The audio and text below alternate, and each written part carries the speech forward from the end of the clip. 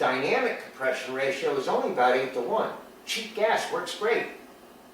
Get up the top dead center, fire that, now you got a 16:1 expansion ratio. Here you can kind of see where you have like a 10:1 compression ratio, you get a 10:1 expansion ratio. That'd be the left side. But with this, it's been called Atkins cycle, Miller cycle. Nobody even credited the guy that actually invented it, George Arlington Moore. But on the right side, you have a compression ratio, dynamic compression ratio of 10:1, but you get that 16:1 expansion ratio. Another benefit if you have a wet flow system. A wet flow system would mean that you have fuel that is entered into the airstream outside of the cylinder. The alternative is the new gasoline direct injection, so that kind of doesn't work. But if you have a carburetor, which is what George Arlington Moore was working with, he's drawing in an air-fuel charge into that hot cylinder. Those gases swirl around, it starts vaporizing and homogenizing that air-fuel charge, and then he's going to push half of that back up into the intake manifold so that the next cylinder is drawing in an already preconditioned air-fuel charge. Now, Mike Brown took that Moore design, back in the 80s, took that Moore design, and he sold kits for the popular Ford 302, Chevy 350, Chrysler, I think it was 318, and all it was piston and camshaft. You supplied all the gaskets and everything else, piston and camshaft. And I met a gentleman named Gerald Winters up in South Dakota. Had a four-wheel drive Ford half-ton pickup truck with the 302, with Mike Brown's George Arlington Moore set up in there. He was getting 23, 24 miles per gallon tooling around on back roads, and he said this thing would pull a house trailer. So there's a way of improving efficiency.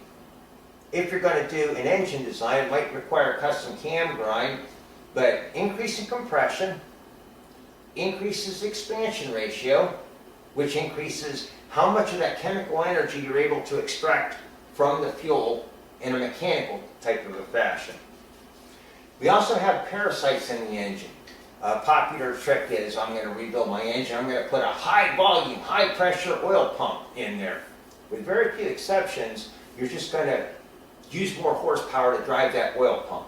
Your stock oil pump is, in most cases, perfectly adequate. You also have a water pump that you're going to use horsepower to drive. You're going to drive the camshaft. You're going to drive the valve springs, rocker arms. If you have a belt drive engine coolant fan, that's running all the time. Also something called windage, which means the crank is plowing through oil. And it's like we were saying about running in a swimming pool. Well, the crank is trying to run through a swimming pool of oil. That's windage. And then you have the friction where the piston moving up and down the bore is literally rubbing against metal to metal. And then decompression. It takes energy to push that piston up. These are all parasites that we may be able to reduce in an engine build. If you have an oil pump with a big hole outlet and it's going into a block with a smaller hole outlet, now you have a mismatch. And it's going to take horsepower just to overcome that mismatch situation. So port matching oil passages, even coolant passages, it's like porting ahead for better flow. If you can improve the flow of the liquids going through the engine, you reduce the parasites. There's something called Gliptol. It's one of the many brand names, but it's an oil repelling paint. Just like you wax the hood of your car, it rains and the water just kind of beads and rolls off, or Windex on the windshield. That's what this paint does with the oil. It just runs right back down into the oil pan, which is where you want it to go. Then there's other coatings as well. You have thermal coatings that you can use on the tops of the pistons, and then you have friction coatings you can use on the sides of the pistons. And the thermal coatings can work in exhaust manifolds as well. And Caswell plating is where I bought my coatings from. And frankly, the thermal coatings in the exhaust manifold for extreme performance I saw benefit from. But even the companies that make these coatings, their bragging isn't all that impressive. So I guess the point is that you're building something extreme and you're going to use the thermal barrier on a piston top. If the engine doesn't fly apart, I guess it worked. I wouldn't spend the money on coatings for much. Then we have stroker kits. Now, a stroker is a great way to increase the dwell time you have to harness energy. Longer strokes are great for low-end torque and fuel economy. Shorter strokes are great for high revving horsepower. And nowadays, a lot of companies are making stroker kits for popular engines.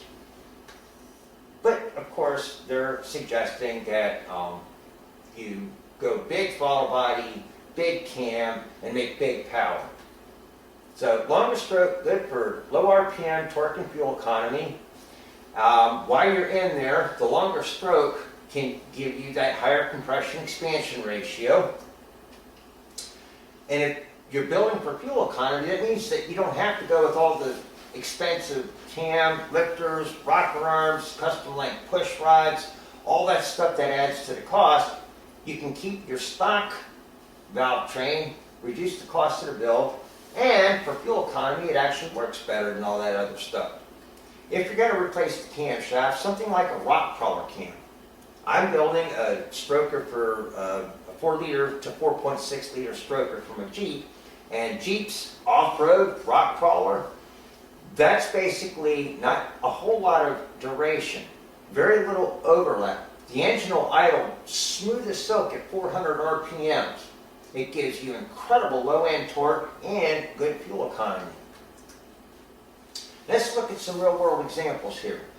Built a 360. I used 3 18-cylinder heads, intake manifold, carburetor, exhaust manifolds, even camshaft. So basically I have a bigger displacement engine with a smaller engine top end.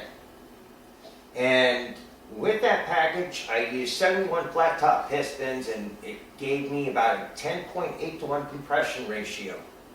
But with everything so choked, with that small 318 intake and carburetor and exhaust ports and everything, it really didn't go into detonation. It ran just beautifully on 89 octane fuel. But the torque was phenomenal. And that 4-wheel drive 74 Dodge pickup that engine went into was pulling like 22 to 23 miles per gallon on the highway. And again, phenomenal torque. Another example, my brother had a 1989 Jeep Wrangler with the carbureted 258 AMC inline-6 engine. We retrofitted a 4-liter head on there, not for bigger ports or valves, but because of better flow geometry. The homogenization was better, the swirl was better. It just delivered that air-fuel charge in a more efficient manner. And then we retrofitted the entire fuel injection system off of an 89 Cherokee. This thing would wind out, the power increase was like double. Before, with the stock engine, he couldn't even use 5th gear. There just wasn't enough power. It would just keep dropping speed. He had to go back into 4th. After this swap, had all the power in the world in 5th gear. And it doubled his mileage. It doubled his mileage. Wow, he went from 11 to 21. And then there's the 4.6-liter stroker I started mentioning. Now the one I'm building, I'm doing a little high on the compression. And if you look at the image there, the cylinder head modifications are quite extensive. I'm not going to go over that a whole lot now because we do have a cylinder head porting section where I can cover what you see.